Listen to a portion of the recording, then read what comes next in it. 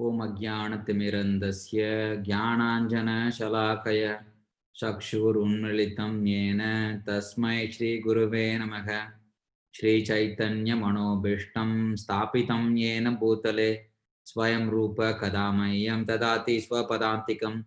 वन्देऽहं श्रीगुरु श्रीयुतपादकमलं श्रीगुरुन् वैष्णवांश्च श्रीरूपं साग्रजातं सगगण रघुनाथान्वितं तं सजीवं साद्वैतं सावधूतं परिजनसहितं कृष्णचैतन्यदेवं श्रीराधाकृष्णपादान् सगगणा ललिता श्रीविशाखान्वितंश्च।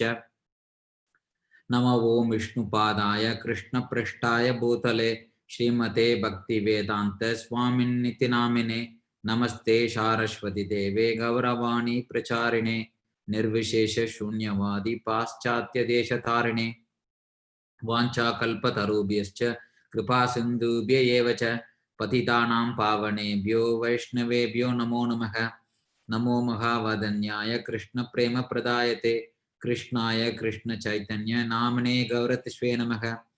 पंचतत्वात्मकं कृष्णं भक्तरूपस्वरूपकं भक्तावतारं भक्ताख्यं नमामि भक्तशक्तिकं। हे कृष्ण करुणा सिन्धु दीनबन्धो जगत्पते गोपेश गोपिका कांत राधा कांत नमोस्तुते। तप्त कांचन गौरांगी राधे वृंदावनेश्वरी वृषभानुसुते देवी प्रणमामि हरिप्रिये। जय श्री कृष्ण चैतन्य प्रभु नित्यानंद श्री अद्वैत गदाधर श्रीवासादि गौर भक्त वृंद। हरे Krishna Krishna Krishna Hare Hare Hare Ram Ram Ram Hare Hare.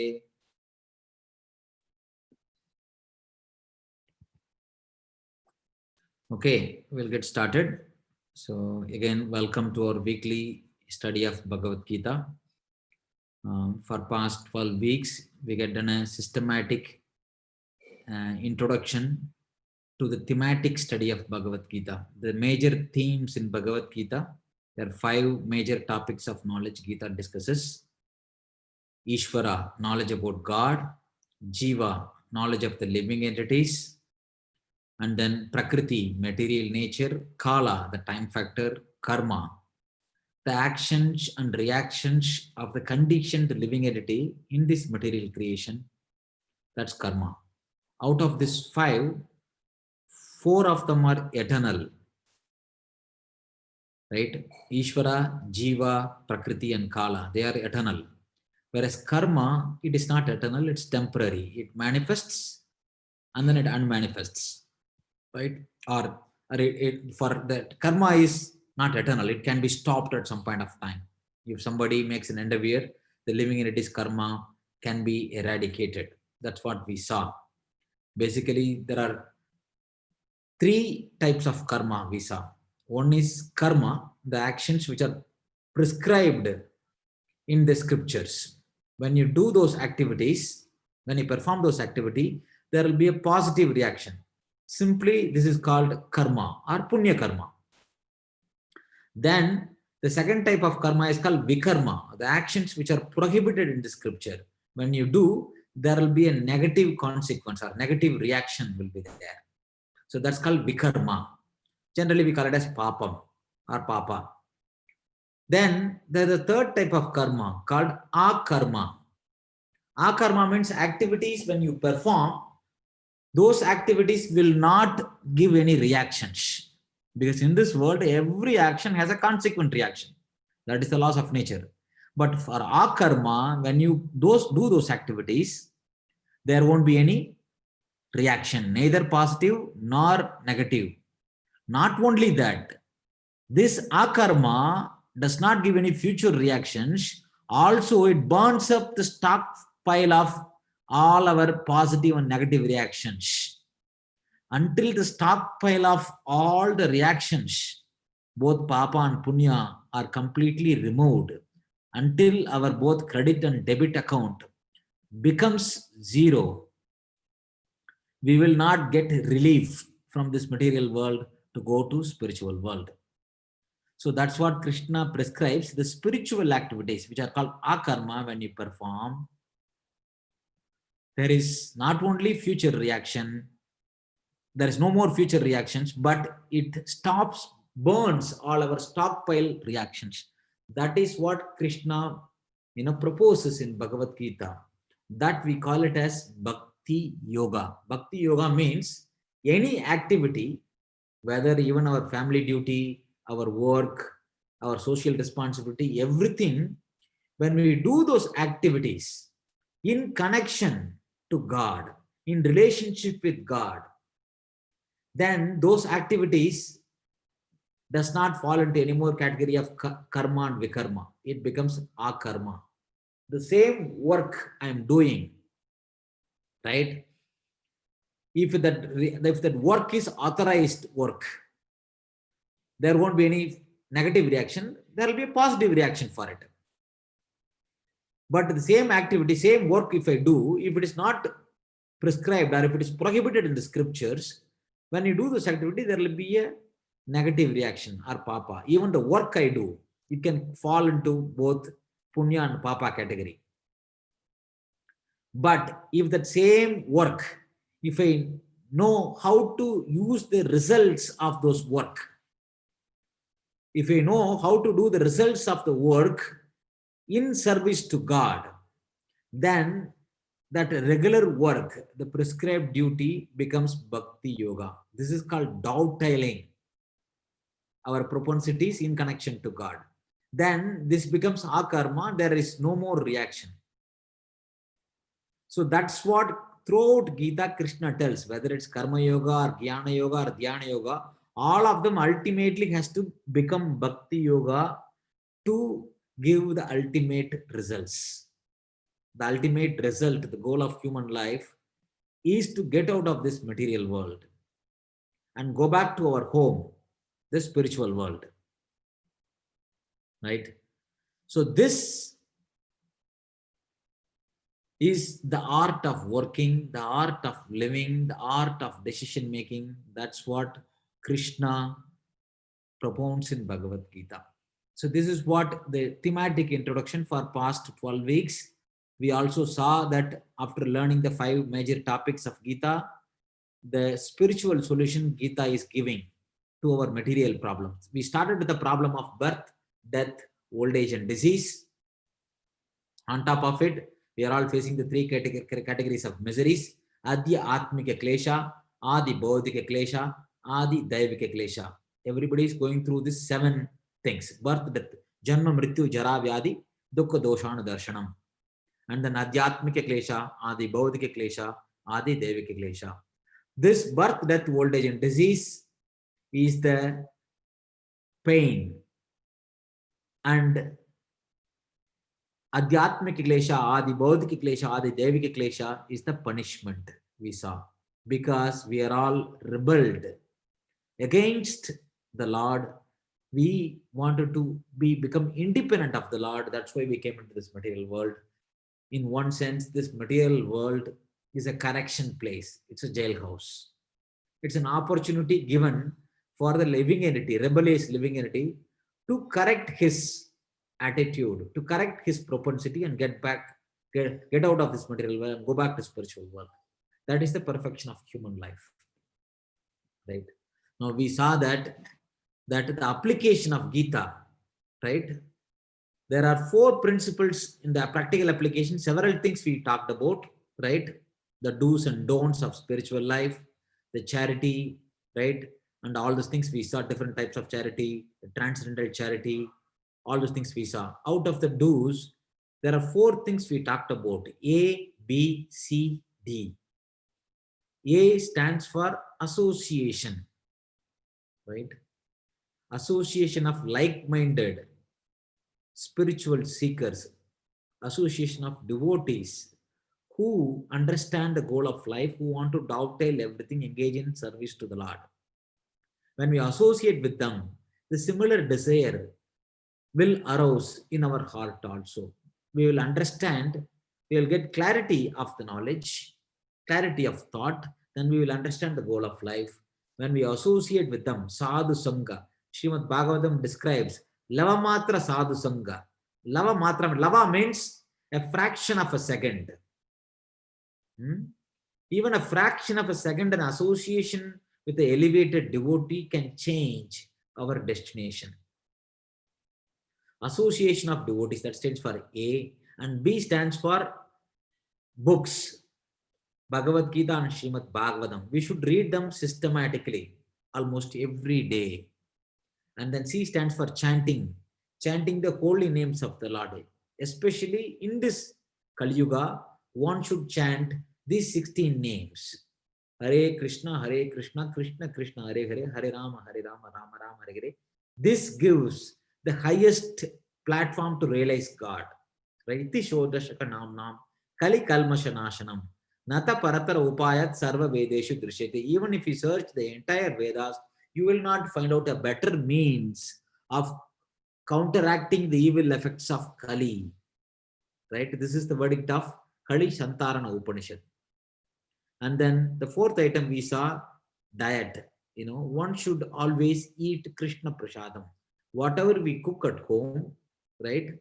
We should actually do it in such a way that as a devotion to God, and simply offer the cooked food stuff to the Lord. That boga, when we offer to the Lord, it becomes prasadam. When we eat prasadam, our existence gets purified. Our thoughts gets purified. Our body gets purified. Our mind gets purified.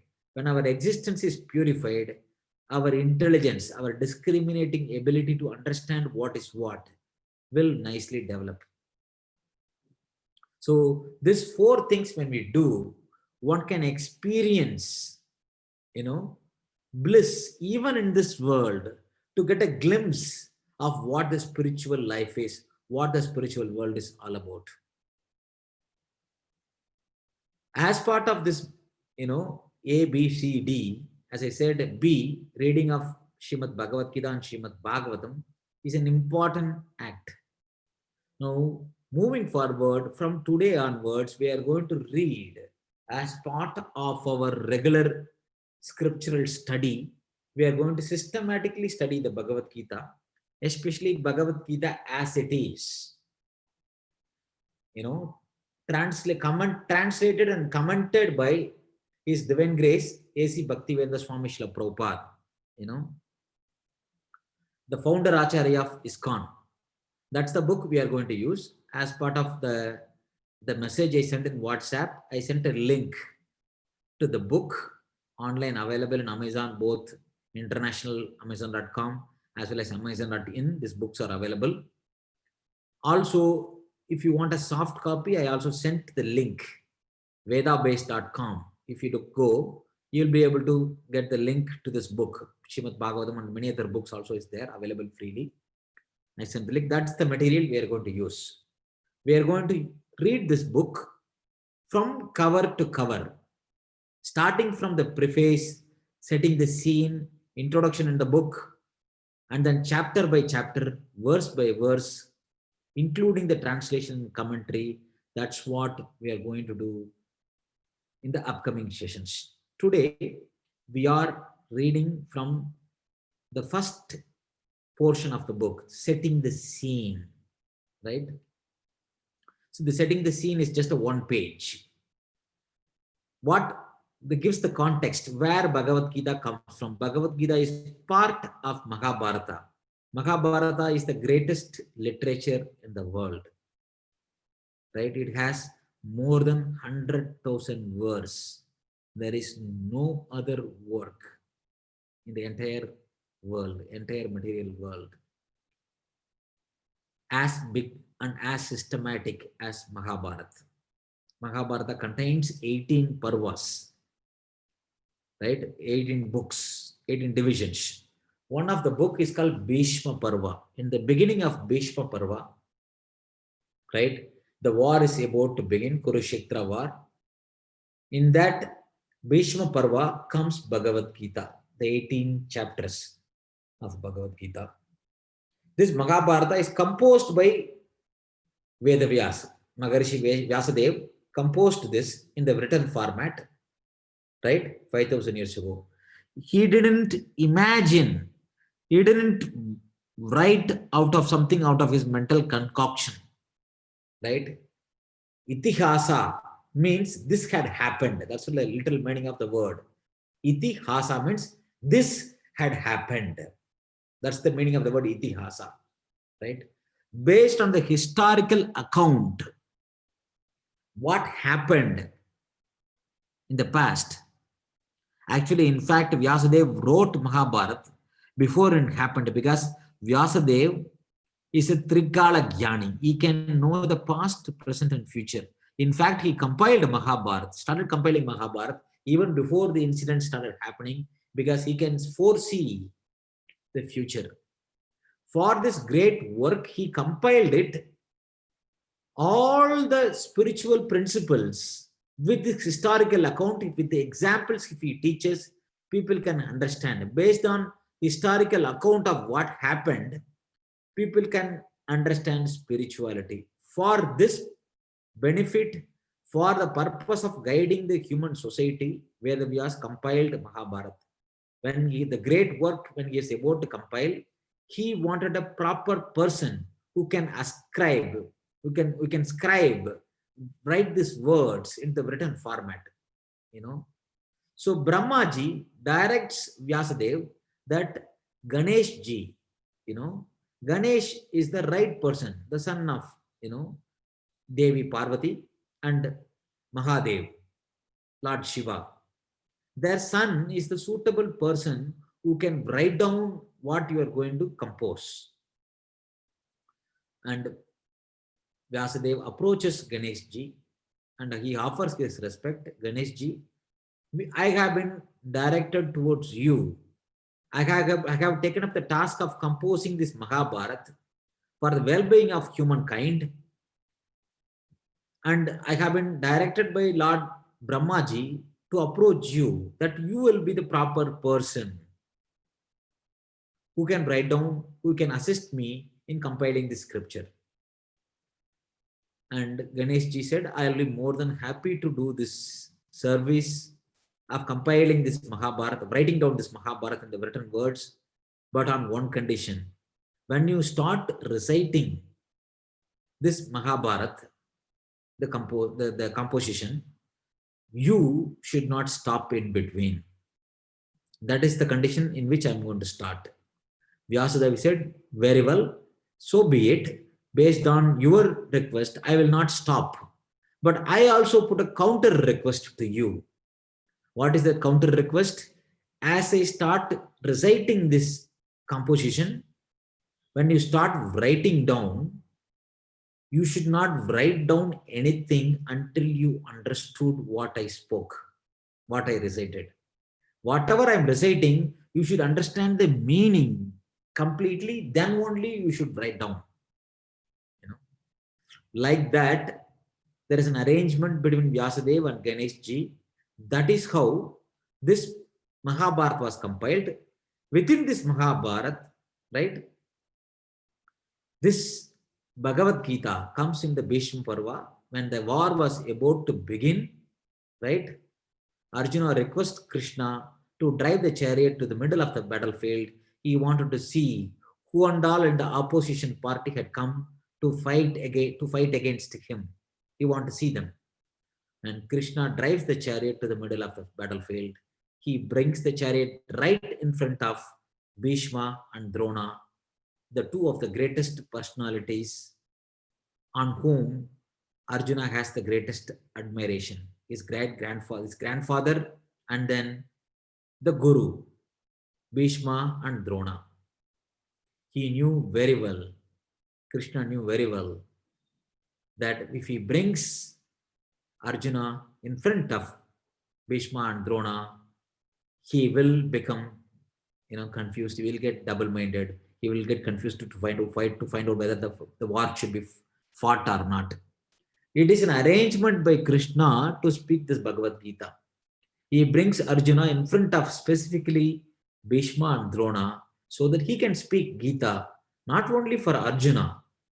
He uses Arjuna as a tool to speak Gita, to bring knowledge, to give knowledge to all the conditioned divinities which are going through birth, death, old age, and disease in this material world. Krishna's appearance in this material world, Krishna tells in the 4th chapter, 7th verse and 8th verse, Yada yada hi dharmasya, glanir bhavati bharata, Abhyutana madharmasya tadatmanam shajamyagam. I appear in this material creation millennium after millennium to establish religious principles. That's what Krishna is telling in the 4th chapter, 7th verse. In the next verse, 8th verse, he says, Paritranaya sadhunam vinashchaya sadushkritam dharma samsa panartaya sambhavami yuge yuge.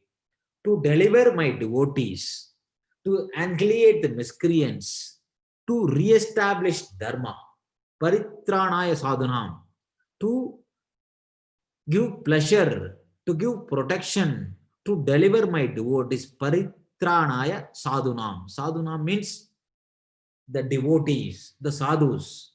Paritranaya means to protect, to deliver them. Vinashaya sadushkritam, right?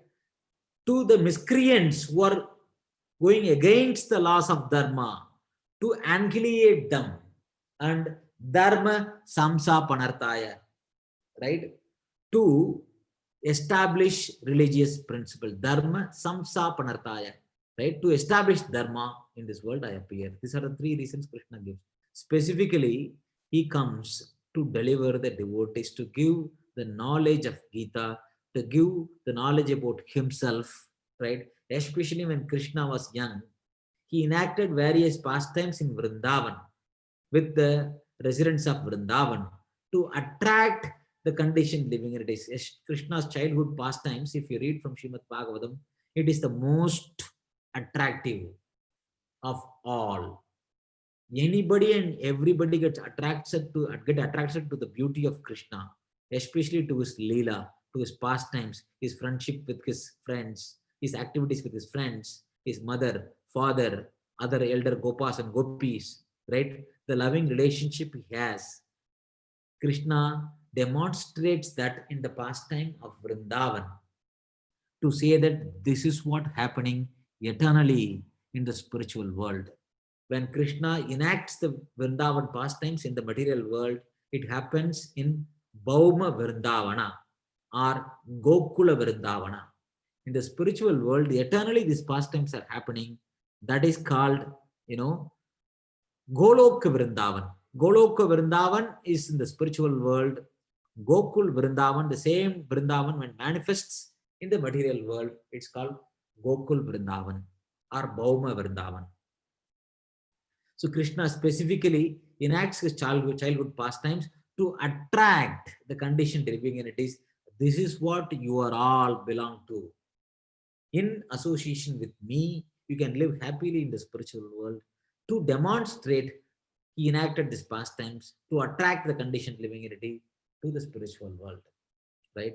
So this Gita is the greatest philosophical and religious dialogue ever recorded in the human history. Just before the war, the conversation between and Krishna, right?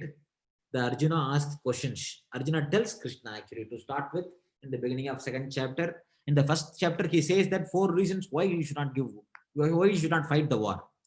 In the 2nd chapter beginning, Arjuna surrenders to Krishna. Krishna, even though I spoke the reasons, but I don't know what is right to do or not to do, to fight the war or not to fight the war, to kill all these enemies or to be killed by these enemies. I don't know what is the right thing. Only you can remove the confusion in my heart. There is no one in the 14 planetary systems, no one in the 3 world can dispel this doubt, this dilemma, this indecision other than you, Krishna. I am a soul surrender unto you.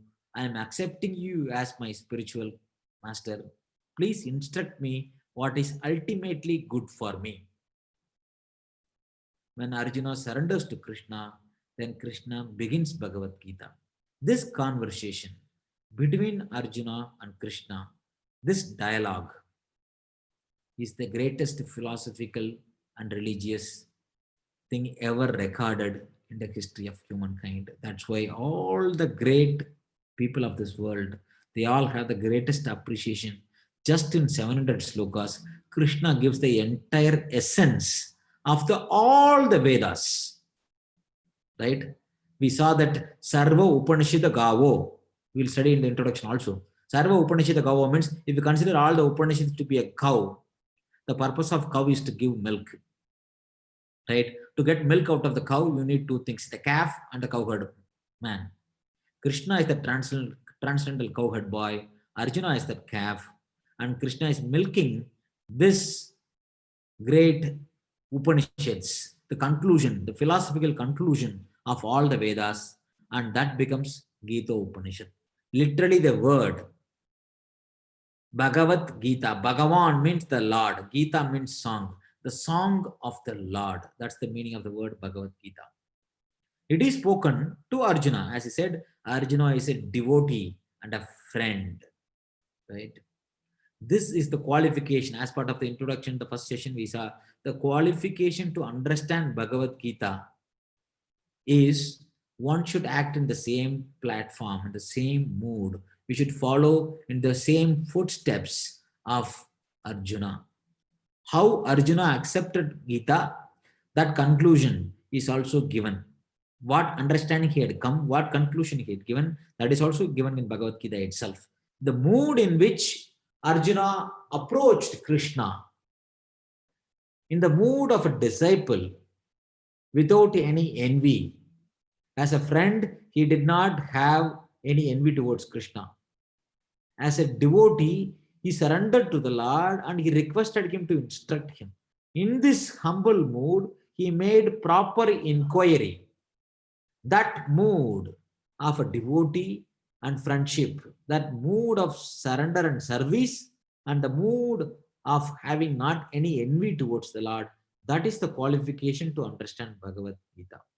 So this is the backdrop in which we are embarking the study of Gita, right? This Mahabharata, right? It's a history about the Kuru dynasty, right? In this Kuru dynasty, one of the ancestors is Bharata Maharaj, right? The son of Dushyant and Shakuntala, right? That Bharata Maharaj. There are several Bharatas were there in the past. One of the Bharatas, which is described in Srimad Bhagavatam, that Bharata Maharaj, right, is son of Rishabhadev. On him, only the entire Bharata Varsha have been named. There is another Bharata Maharaj, he is the son of Dushyanta and Shakuntala, right? That also comes, the ancestral thing comes in this, he comes in the Kuru dynasty, that is also discussed in the beginning of Mahabharata. All the way to Bhishma, the grandfather of Pandavas and Kauravas, right? And Bhishma took a vow not to get married because his father, after his mother, Ganga Devi, left, you know, is Bhishma's father, right? He gets attracted to Satyavati. But Satyavati's father puts a condition that I don't want my daughter to get married to you until otherwise, that my daughter's children or son becomes the emperor of your kingdom, right? But the father of Bhishma does not agree to the condition. He leaves, but he is still feeling sad that he is not able to get married to Satyavati. Bhishma understood and about his father's dilemma. He goes and makes this promise to father of Satyavati, and that I will never get married. I will always, I will not seek claim for the throne, even though I am the eldest son, and nobody, any of my descendants will not cause any problem because I will never get married. If I get married, then only I will have descendants who can claim, who can seek claim for the throne. If I don't get married, there is nobody will be seeking claim. And I give the promise that I will not only seek claim, I will give protection to the throne. Whoever is sitting in the throne, I'll give protection to the throne. He makes this great vow. That's why his name is called Bhishma. Bhishma means one who took great vow, right? So Bhishma's brother Vishitra Virya, right? He gets married to Amba and Ambalika, right? He actually, in fact, he is supposed to get married to three of them, Amba, Ambika, and Ambalika. And Amba and Ambika gets married, but Ambalika leaves because she already had given her heart to somebody else, and then she doesn't get married. And then Ambika becomes, upset with Bhishma, and then she makes a great vow. She performs, austerity, and then she becomes Sigandi to come and take revenge on Bhishma. That story comes separately in Mahabharata. Comes in Mahabharata. That I won't divulge into the story now, but that's the background of Bhishma, right? And Satyavati also had, before the marriage, a son, right? Between Parashara Muni and Satyavati, there is a son born, right? His name is Krishna Dvaipayana Vyasadeva. Krishna Dvaipayana means his bodily complex was black in color, dark in color. Dvaipayana, he was born in an island. That's called Dvaipayana. And Vyasadeva is a title given to him because he is the one who divided the Vedas. Literally, the word Vyas means to divide. Vyasadeva means the personality who divided the Vedas. End of every Dwapara Yuga, the Lord, in his empowered incarnation, comes to divide the Vedas into four. Until then, in the Satyuga, Treta Yuga, and Dwapara Yuga, the Vedas were only one book. All of them are simply Yajurveda. Now, for the well-being of people, for ability to comprehend, Veda Vyas divided the Vedas and compiled them in the written format. These four books, right? Rig, Yajur, Sama, Atharva, Veda, which contains these four divisions of knowledge: Samhitas, Brahmanas, Aranyakas, and the Upanishads. All of them is compiled by Vyasadeva. He is the incarnation who compiled all the Vedic literature, including the Idihasas and Puranas and the original Vedas. Right? This Vyasadeva, Krishna Dvaipayana Vyasadeva, right, is the son of Mother Satyavati. Vichitravirya dies prematurely. And because he didn't have any progeny, there is a crisis in the kingdom. Mother Satyavati did not know what to do. And then she approaches Bhishma to create progeny. Bhishma says that I had taken the vow. I will never get married. I had taken that vow. So I will not be able to produce progeny. So then, Bhishma reminds to Satyavati, you had a son, Vyasa, the great personality, the divine personality. Whenever you need him, you pray to him. He said he will come. You pray to him. He comes. And then she requests to create progeny through Amba and Ambika so that the kingdom can be sustained and continue. So Vyasadeva says that, because he is not actually creating progeny for, sense pleasure. He is doing for a divine purpose. So he says these girls, they have to go through purification for 1 year. They have to perform tapasya. Then only they will be able to, bear the child. But she says, we don't have time. We have to, there's no time. It's an emergency. Then Vyasadeva go on this condition. He goes ahead and produces these two children, right? Amba, when she closes her eyes out of fear, right? She conceives a child that becomes Dhritarashtra, who born blind. From birth, he's a blind person because she closed her eyes out of fear. Then the son born is born as a blind person, Dhritarashtra. And then for Ambika, when she looks at Vyasadeva, she becomes pale out of fear. And then she conceives a child, that is Pandu, whose skin color is like pale. That's Pandu. And the Pandu sons, Pandu was married to Kunti. And out of Kunti, he had 3 children, Yudhishthira, Bhishma, and Arjuna. And then he had another second wife, Matri. Matri had twins, Nakula and Sakadeva. They were not directly born to Pandu, because Pandu also dies prematurely because of a curse of a sage. Then Kunti, from childhood, when she served Durvasa Muni had given a mantra.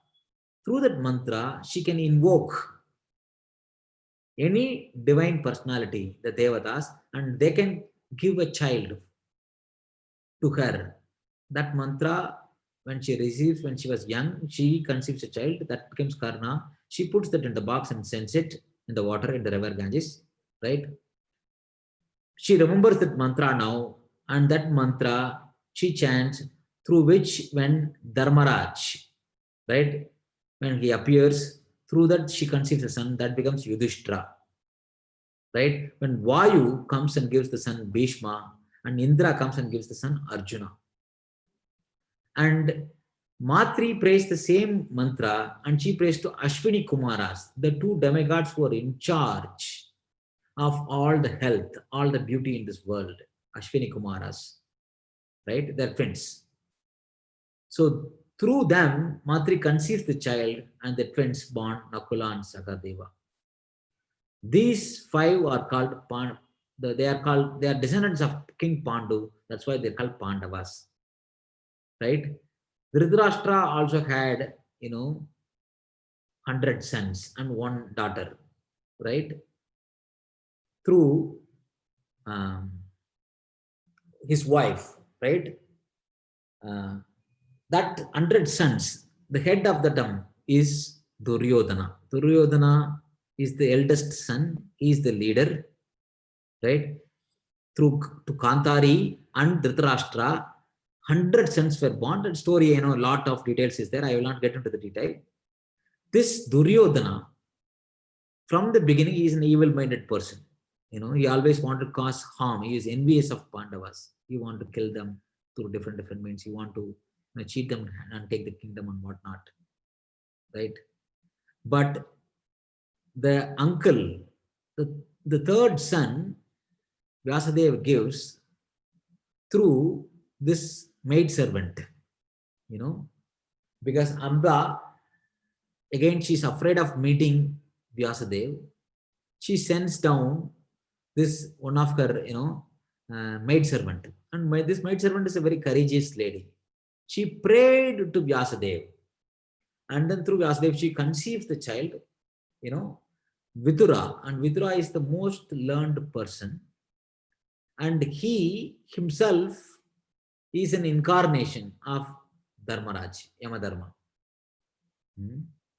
And Vidura, he has that affection for the Pandavas because they are very righteous.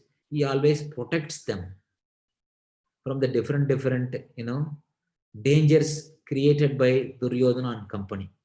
All the story is given detail in Mahabharata, right? In this Mahabharata, right, Krishna speaks this Bhagavad Gita to the second son of Kunti, Arjuna, the Pandu, the second son of Pandava, right? Krishna, he is the supreme personality of God. Krishna exists in the spiritual world eternally in his abode, in the 200 form. That Krishna expands as Balaram. From Balaram comes the original Chaturvyuga, Sankarshana, Pradyumna, Aniruddha, and Vasudeva. From this Sankarshana comes the second Sankarshana, right? And then the different Narayana 400 forms in the Vaikuntha planet, they all expand from the Sankarshana. The same Sankarshana also expands as, Karana Dakasaya Vishnu. We saw that there are three Vishnus who are in charge of material creation. Karana Dakasaya Vishnu, one who lies on the causal ocean, from whose body infinite number of universes are coming out, right? Karana Dakasaya Vishnu. And the same Mahavishnu enters into each and every one of the universes as Garbhodakasaya Vishnu. And the same Garbhodakasaya Vishnu exists in every living entity's heart, as well as in every atom, everywhere, in even the space between the atoms. That is called Paramatma or Shiro Dakasaya Vishnu. And these three Vishnus, they are all in charge of the material. This all we saw in detail in the previous sessions, right? Krishna, even though there are so many expansions are there, he still exists in the spiritual world. That same same personality of original personality of Godhead, Krishna, descends in this material world.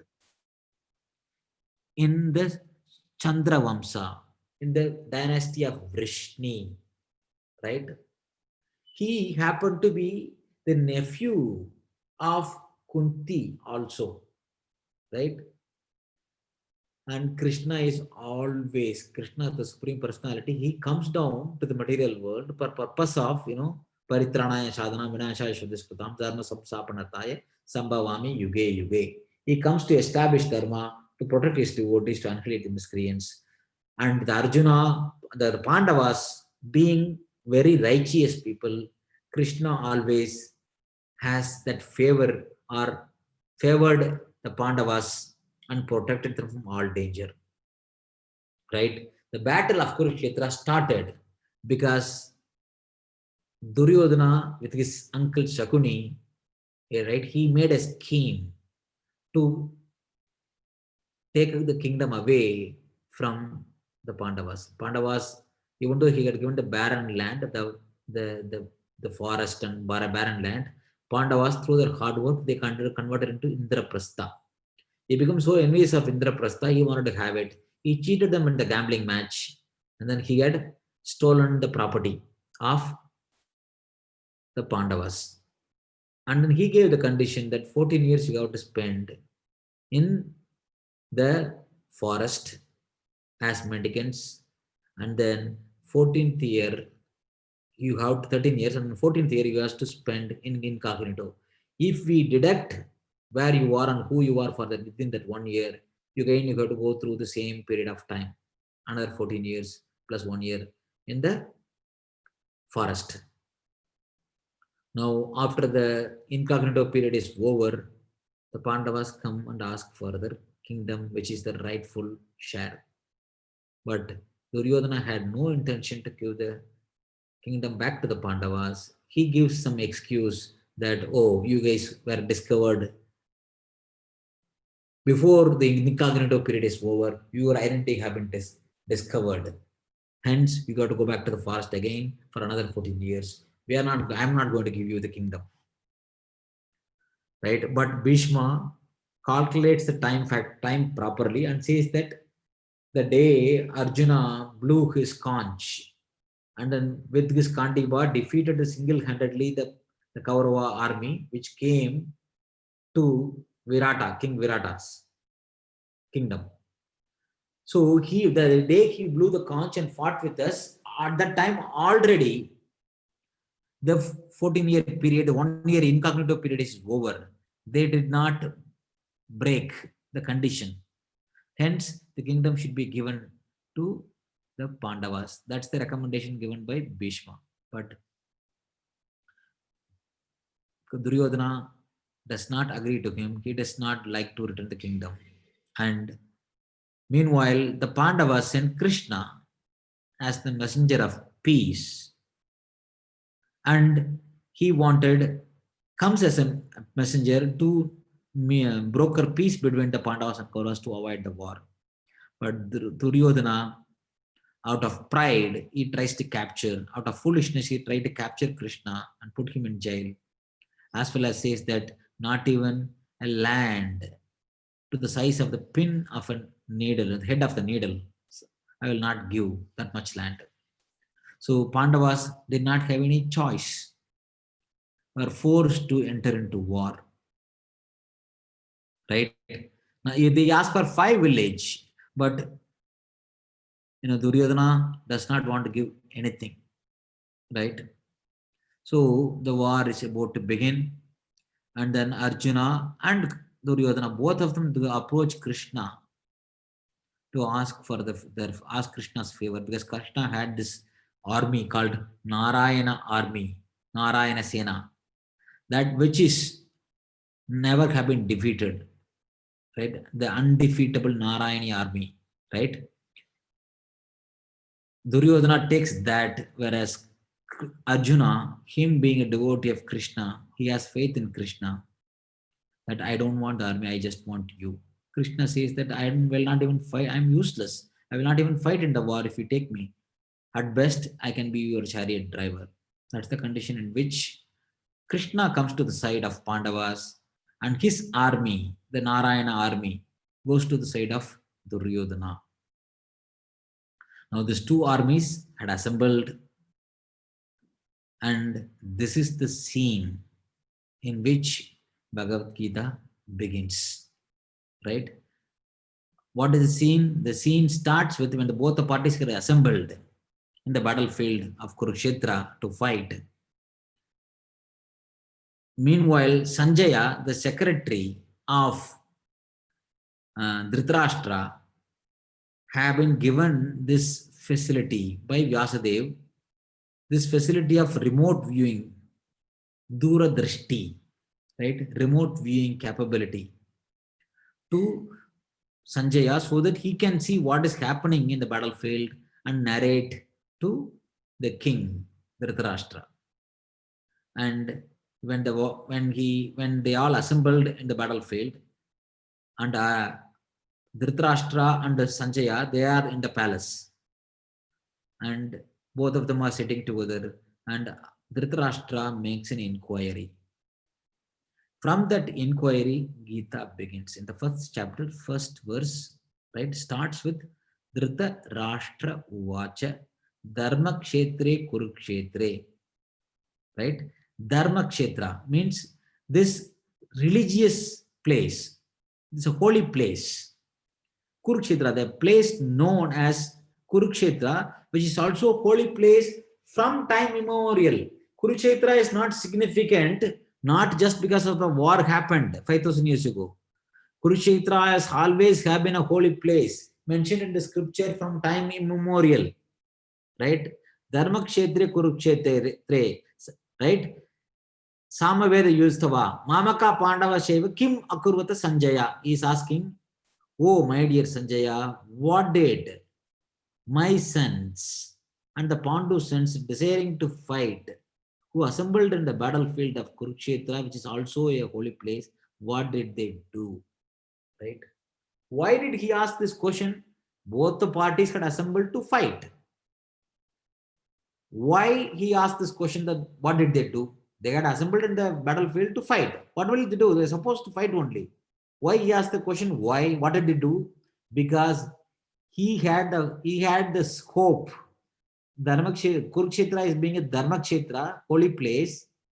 Maybe it will influence the pious Pandavas, especially Yudhishthira, because of the influence of the spiritual potency of the place. Maybe Pandavas, without even fighting the war, they surrendered. Maybe the kingdom will come to my son without even fighting a war, without even shedding a drop of blood. Or, right, he was worried, this place being a Dharma Kshetra, who's my son, right, Duryodhana is being adharmic always. Because they choose this battlefield Kurukshetra, which is a Dharma Kshetra, if they fight the war in Dharma Kshetra, it will not be beneficial for my son. He will not be able to gain victory. Because of all this attachment to the kingdom, attachment to his sons. Actually, Dhritarashtra, the word Dhritarashtra, Rashtra means land or country. Dhritarashtra means one who usurps the land. That's the literal meaning of the word.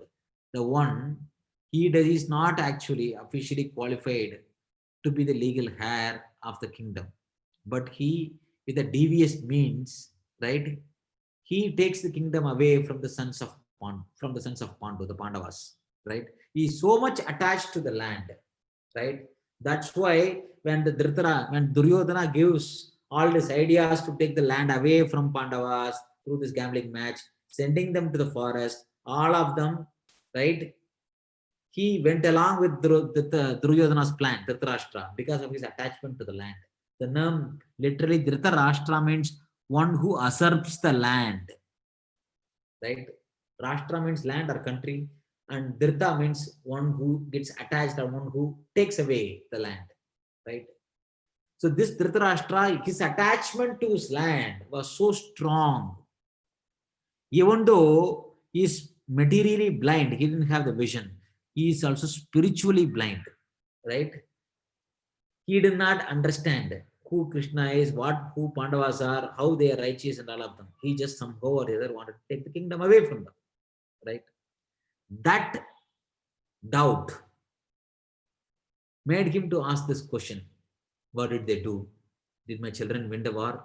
Did the Pandavas surrender without even fighting? Or is the war happening? Is it because it's being a holy place? Is it not being favorable to my son? What is happening? He was worried. With this mindset, he asked the question, what did they do? Dharma Kshetre Kurukshetre, right? Samaveda Yutsava, Mamaka Pandava Shayakim Akurvata Sanjaya. What did they do? So this is the setting the scene, right? This Bhagavad Gita, right?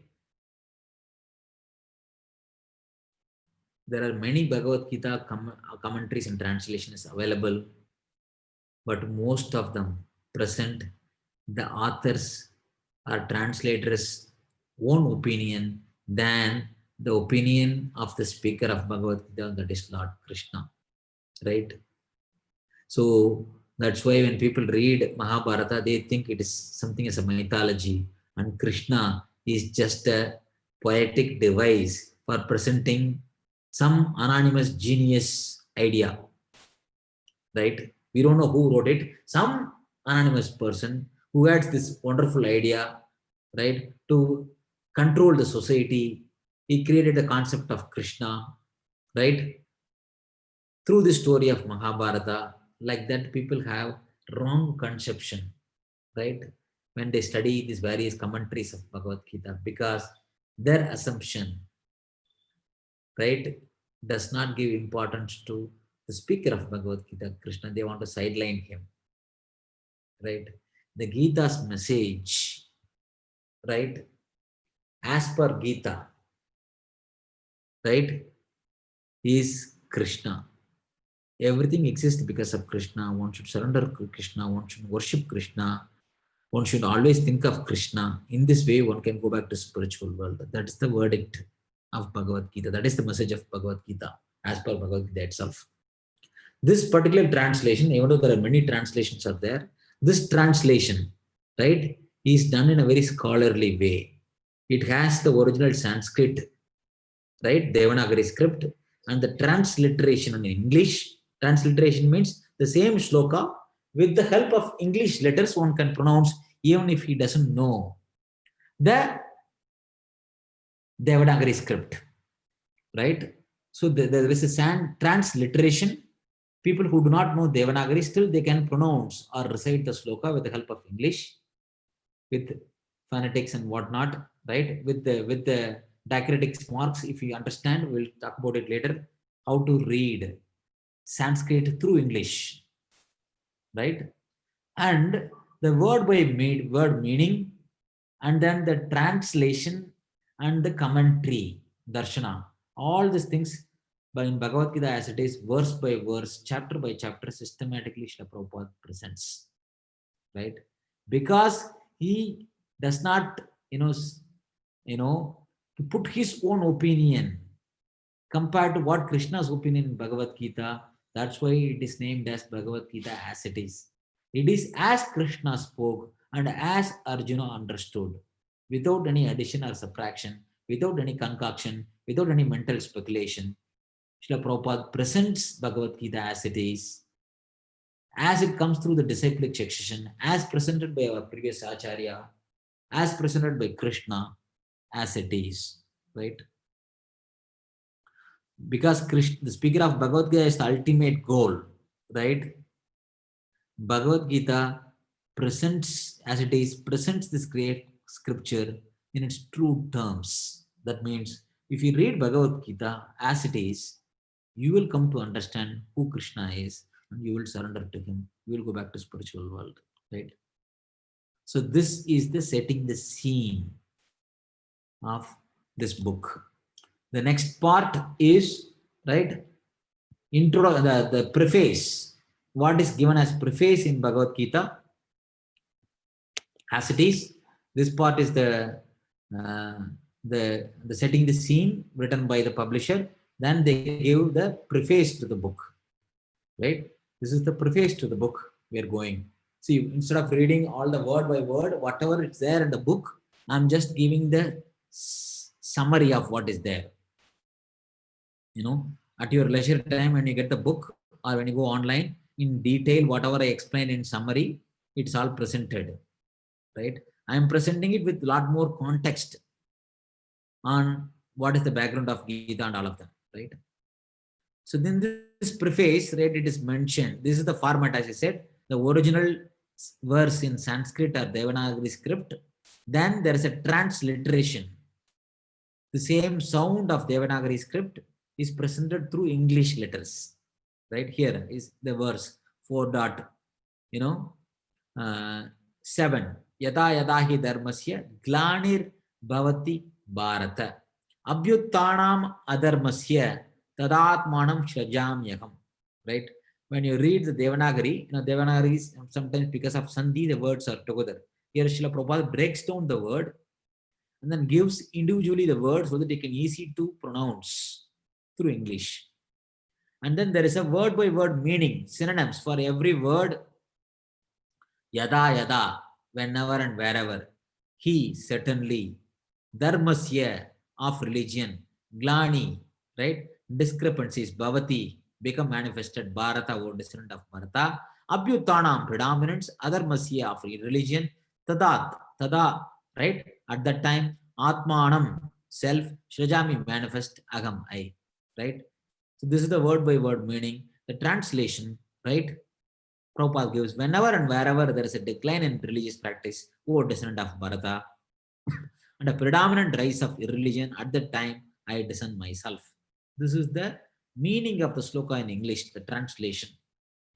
Then Srila Prabhupada gives the commentary purport as presented by the previous Acharyas coming in a disciplic succession. Then he writes the purport or commentary.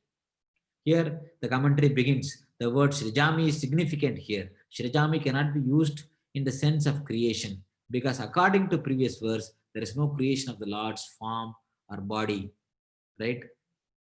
So in the previous verse, Krishna says that his is eternal, his body is eternal, his body is not material, right? Foolish people think that he descended into this world with a material body, but that's not the case. So this is the format in which the book presents Bhagavad Gita, right? And then about in the preface, it is written about the Krishna conscious movement, the society, International Society for Krishna Consciousness, is originally founded by, the spiritual master of Srila Prabhupada as Gaudiya Math, right? It is an authorized movement. Historically, it's been given by, approved by all the acharyas, right? It is transcendent, it's a spiritual movement. Its purpose is to elevate everybody and send them to back to spiritual world, not for any other cause. Every movement has a cause. Something has material cause, something has spiritual cause. But this Krishna conscious movement, the goal is to ultimately make every one of us to go back to spiritual world, attain pure love of God, or make us Krishna conscious, right? This movement was started originally by Bhaktivinoda Saraswati Thakur in India as Gaudiya Math. He's one of the disciple, Srila Prabhupada, A.C. Bhaktivedanta Swami Prabhupada. He went to the Western world and created this movement in a humble way, right? Gradually it became very popular, right? Especially among younger generation because Srila Prabhupada presented the knowledge of Gita in a very lucid, easy to understand manner, right? So that's why this original father of the movement is Lord Krishna himself, because the message is coming down in the disciplic succession. Srila Prabhupada says he doesn't have any personal credit. All the message he is presenting is, right, presented in the parampara. His credit is he is presenting it as it is without any adulteration. That's his credit. He is very being true to the parampara, right? That's his credit, right? So in the preface, it's written, right, about Lord Krishna. Information is given. He is the Supreme Personality of Godhead. Krishna and his inner spirit is non-different. There is no difference between Krishna, his Atma, his body. There is no difference. He's the same person. His body and his self, they are non-different. They are all Sat Chit Ananda Vigraha. They are all, spiritual. Unlike our body, which is made up of Asat Achit Nirananda, which is material, his body is made up of Sat Chit Ananda, spiritual. There is no difference between Krishna and Krishna's body. Whereas a ton of difference is there between our body and our soul, our self, the soul, right? We are just a tenant in this body. Body is like a rented apartment. The ability to pay our rent comes from our karma. Based on the karma, we get an desire, particular type of our body to fulfill our desires. Right? That difference between body and soul exists in the material world. When Krishna appears in the material world, he doesn't come through his material body. He comes through the same spiritual body. Hence, his body is non-different than himself. Right? Krishna is absolute. Right? His names, forms, qualities, and pastimes. There is no difference. Right? They are all transcendental.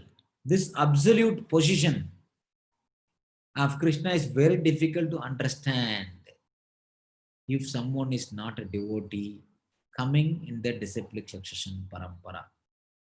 Our envy towards Krishna will make us blind to understand who is Krishna. Until otherwise we receive the message coming in the parampara, we will not be able to understand. Right? So most of the commentaries written on Bhagavad Gita without proper understanding of Krishna, who he is, they try to banish or kill Krishna. Right? Those unauthorized commentaries which removes the identity of Krishna from Bhagavad Gita through their own concoction. That's called Mayavada Bhashya, right? It's said in the Chaitanya Charitamrita, Mayavada Bhashya Shunile Aya Sarva Nasa. That means if one hears this misinterpreted understanding of Bhagavad Gita, the concocted understanding of Bhagavad Gita, which is not authorized into disciplic succession, right? Everything is simply a waste, right? That's what written in the Chaitanya Charitamrita. Srila Vyasadeva presented the Vedanta philosophy for the deliverance of conditioned souls. But if one hears the commentary of Shankaracharya, everything is spoiled. This is what mentioned. Because the followers of Shankaracharya, they have this Mayavada theory, right? That everything is Maya, only Brahman is truth. Even Krishna himself is a product of Maya. That's what they say. But that is not the case when we read Bhagavad Gita, or in fact, all the Upanishads point out to the version given in Bhagavad Gita, the version given by the Acharyas coming in the disciplic succession, the Vaishnava Acharyas, right? In this path, right, of spiritual journey, if you do not understand who Krishna, right, I said everything is spoiled because our spiritual guidance, right, will be tainted with this desire to become God. That's the reason why we came to material world, right? We will not be able to go back to spiritual world as long as we have this thought to enjoy independent of God, right? So the purpose of Srimad Bhagavad Gita as it is, right? It is the guide to the conditioned souls. It is spoken, right, by Lord Sri Krishna, who descends to this planet Earth once in a day of Brahma, right? In 8.6, once in 8.6 billion years, Krishna appears in this material world for the well-being of the human society. This purpose is stated in Bhagavad Gita, and we have to accept as it is. Otherwise, no point in understanding Gita, right? And if you do not accept Gita as it is explained by Krishna, Bhagavad Gita does not have any significance. If you remove Krishna, the personality of Godhead, from Bhagavad Gita, it is yet another mundane literature. That is not the case. Bhagavad Gita has that that highest significance because it is spoken by Krishna, Bhagavan, right? In order to save oneself, one must understand Krishna was directly understood as Arjuna, right? We should understand Krishna the same way Arjuna understood. That will save our time. And Krishna conscious movement is very essential for the human society because it defeats all the mundane speculators and make them understand Krishna's position, who Krishna is. He is Bhagavan himself, Swayam Bhagavan. Their factual position in connection to God. We are all eternal servant of God. We are all not God. We are all God's servant. Right? So every living entity should hear this Bhagavad Gita to realize who he is. Right? For their own benefit, they should read all this Bhagavad Gita to understand who they are, what this world is, who God is, the science of God, the science of the soul, the science of creation, everything can be understood, right? In Kali Yuga, people in general think advancement in material comforts will make them happy. They think that by gratifying the senses, I can be happy. But they are unaware that the stringent laws of material nature is binding them to the material world. They have to go through suffering, the pain and pleasure in this world, both, right? Janma Mrityu Jarami Adi Dukkha Doshana Darshanam. So instead of satisfying our own material senses, if one learns to satisfy Krishna's senses, which is spiritual, one can attain the highest perfection of life. And Lord Krishna tells in Bhagavad Gita, wants this mood of surrendering to Him so that we can take docile the knowledge of Bhagavad Gita in our life. We can take the message of Bhagavad Gita and apply in our life, right? That's what Krishna wants by speaking Bhagavad Gita, and that's what in fact He demands. This central point of Bhagavad Gita and Krishna conscious movement, right? This teaches this theme. One should take help from this Krishna conscious movement and derive the greatest benefit of studying Bhagavad Gita as it is and become a pure devotee of the Lord. Right? This is the purpose of Bhagavad Gita as it is. Right? This is the end of preface. Right? We come to stop today here. We covered this setting the scene and preface, which is given in the book. I highly recommend you to at least read these two sections word by word. So I just gave the summary of what is present. At this time, I stop here. Any comments or any questions? We will continue next week, starting from the introduction. Srila Prabhupada had given a 36-page master class essay, which gives the introduction to Bhagavad Gita. We are going to go through line by line next week from the introduction. Any comments? I have a couple of questions. Yes. Swamiji. You mentioned 4 applications. One is association with the like-minded people, and then reading books and following the diet. What is the 4th one? Chanting. C stands for chanting. Chanting the holy names of God. Especially this Hare Krishna Mahamantra, one should chant in the japa bead, because that is the prescribed method in the Kali Yuga to realize God. And thank you. And my other question is, you mentioned that Kunti invoked gods and the demigods to get to have kids, and Yes. Bhishma through Vayu and Indra, Arjuna through Indra. And who is Dhritarashtra's dad, father? Whose father? Who is Yudhishthira's father? Yudhishthira's father is Dharmaraj, Yamaraj. Oh, Yamaraj. Okay. Yeah, he is the judge in this material world who makes sure that everybody is following the law, right? He is the verdict giver forever. Dharmaraj means one who protects dharma, who delivers dharma. And I thought the Nakula Sahadeva is son of Ashwini Kumaras. Okay.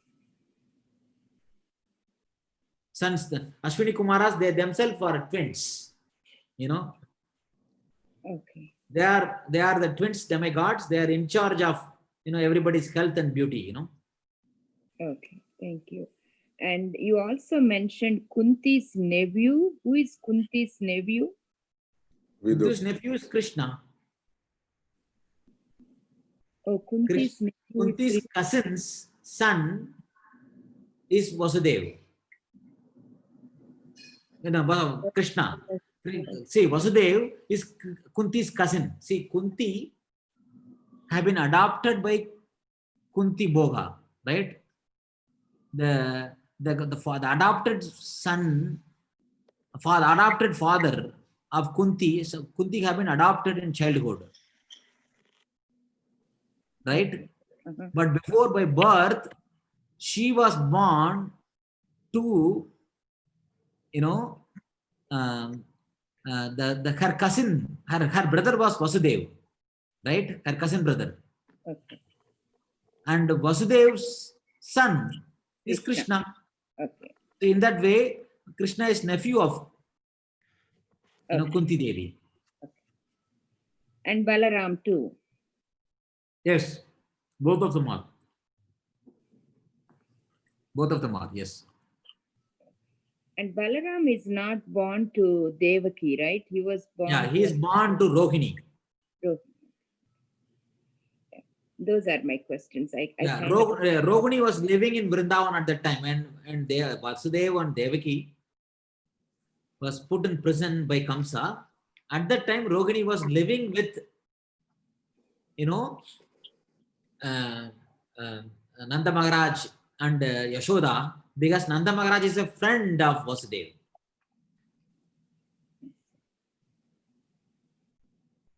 So Balaram was born in the womb of Rohini.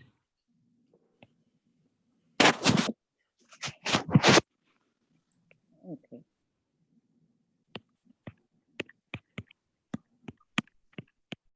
So I also recommend highly, there is a book called Krishna book. That is nothing but the summary study of the entire 10th canto of Srimad Bhagavatam, which gives the complete detail from the childhood. From the before even the birth of Krishna, the childhood of Krishna, his pastimes in Mathura and Dwaraka, all of them are described elaborately in the Krishna book, the 10th canto of Srimad Bhagavatam. All the queens and relatives, all the details are given. Because in Mahabharata, Krishna's life is only partly described, not in detail. Because Mahabharata focuses on the Kuru dynasty as a major theme. It describes about Krishna, not in elaborate detail.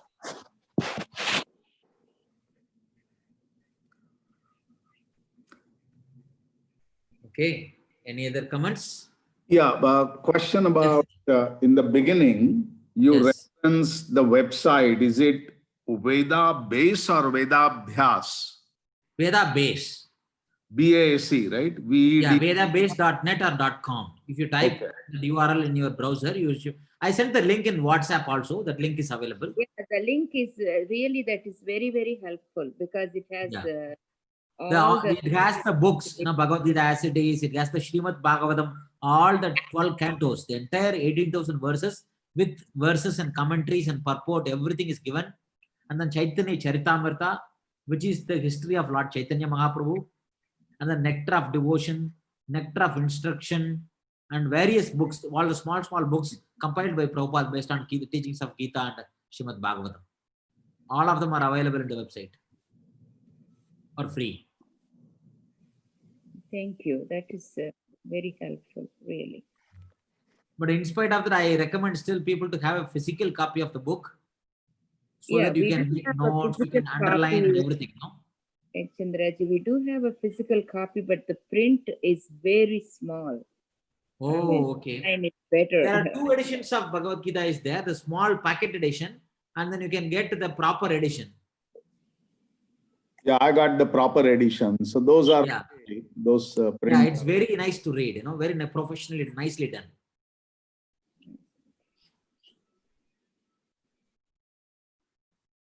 Okay. Any other comments, Prashant ji? No, thank you very much. Okay. If not, we will come to stop here today. We'll continue next week from the introduction to Bhagavad Gita as it is, written by Prabhupada. So again, though some of them themes we will touch, well, whatever we covered in the thematic study, some of them will be covering also. It will allow more details, This basically gives the preparation for us to go by verse of Bhagavad Gita. Because Bhagavad Gita, in one sense, is the PhD material. So in order to go to PhD, we have to go through, certain amount of preparation, A quick question, Chandraji. May I ask, what is the major difference between the Shankara Bhashya Bhagavad Gita and Prabhupada? What is the major difference? Is it that it advocates Bhakti Yoga as opposed to Jnana Yoga, or is there anything? No. That is not the main difference. See, Bhagavad Gita. So then probably next session I will elaborate more. I will give a short understanding. So Lord Shiva, right? He is the greatest Vaishnava in the creation. Bhagavatam says, Vaishnavam yata Shambhu. Lord Shiva. Shambhu means Lord Shiva. Of all the Vaishnavas, Lord Shiva is the greatest. He himself is a Vaishnava. He knows who Krishna is, who Vishnu is. That all the details are documented very clearly in the Padma Purana. But that Lord Shiva comes in the Kali Yuga for a purpose and the order of the Lord. Because at that time, predominantly in India, in the world, this Jainism and Buddhism was prominent. Jainism and Buddhism, because Buddha rejected the scripture, it all became atheistic. To defeat this atheistic philosophy of Shunyavad, Shankaracharya appeared, and he has to do some word jugglery from the Vedas to defeat this Shunyavad. That philosophy he propagated is called Mayavad. Mayavad, he said, everything exists only in this world is Brahman. You all can become Brahman. Right? Everything is Brahman, everything else is all illusion. Like that he states. But his followers took the words of Shankaracharya and twisted more to say that Krishna himself is a product of Maya.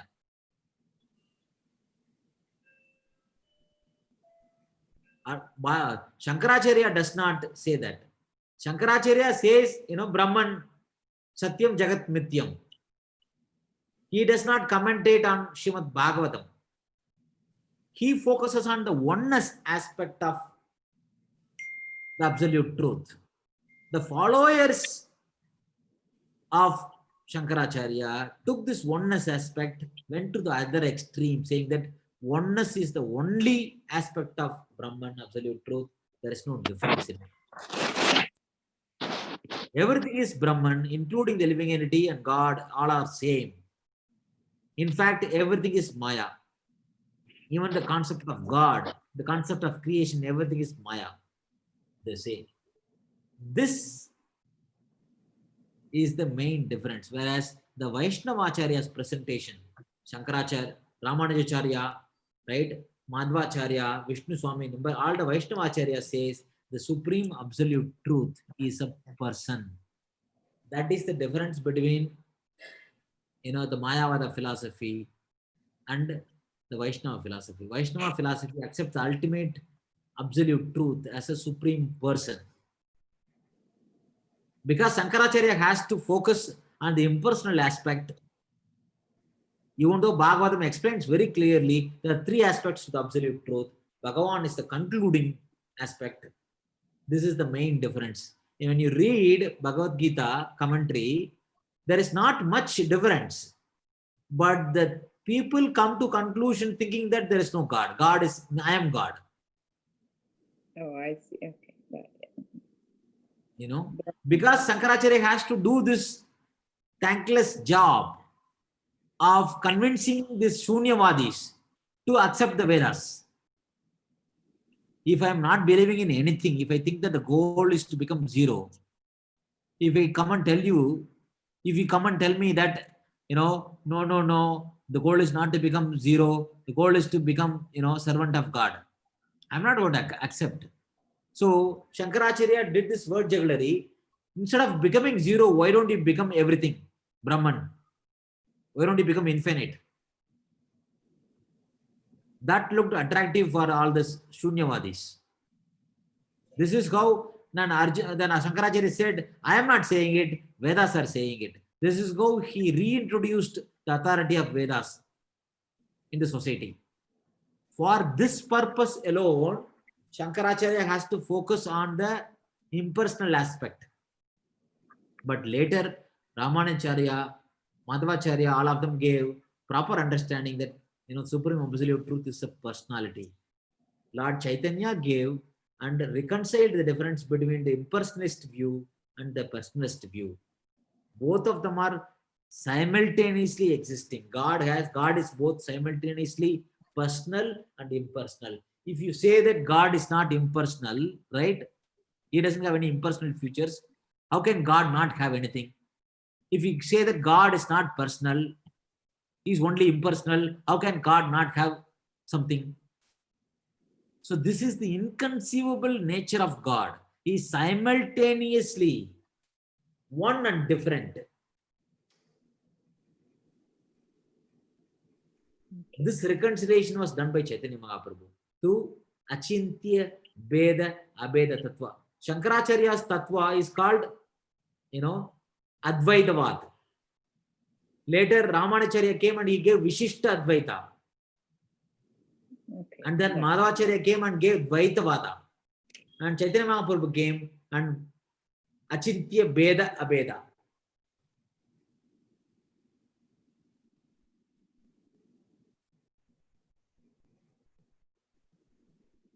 I hope that gives, Yeah. little background. Got it. Yeah, I understood.